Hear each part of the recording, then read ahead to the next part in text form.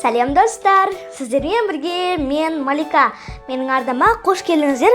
Бүгін біз сіздермен ірімшіктен рогалик жасаймыз. Енді біз бір жұмыртқаның үстіне 1-2 қасықтай қант қосып, қантымызды жақсылап тұрып ерітіп аламыз. Мінекей достар, жұмыртқа мен қантты жақсылап тұрып араластырып алдық. Енді біз оның үстіне ерітілген сары май және ірімшік қосып, тағы да жақсылап араластырып аламыз.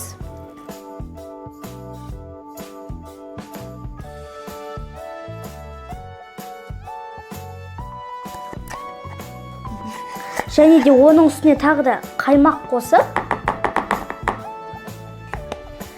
тағы да жақсылап тұрып араластырып аламыз. Енді ең соңғы қопсытқыш, енді ванильный сахар қосып, тағы да жақсылап тұрып араластырып аламыз. Енді біз оның үстіне аз-аздан ұн қоса отырып, қамыр илеп аламыз.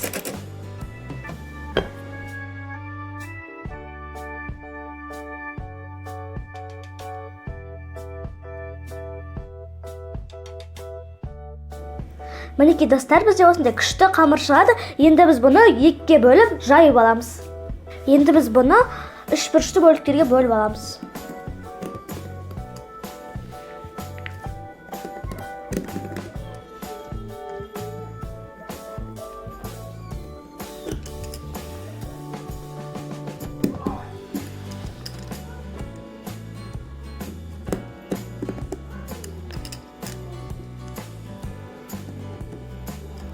Енді біз бұны ораймыз.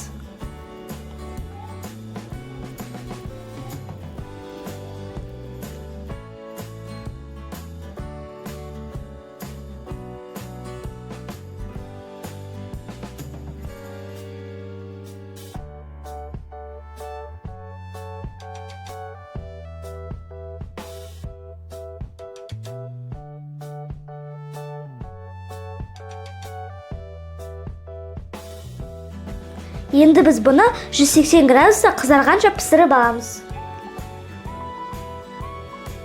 Сонымен достар, біздің рогалигіміз дайын. Сіздерге ұнайды деген үміттемін. Бір жасағаннан да шығады.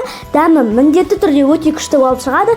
Егер де сіздерге рецепт ұнаса, лайк басып арнама жазылуды ұмытпаңыздар. Ендеше ас дәмді болсын. Сау болыңыздар.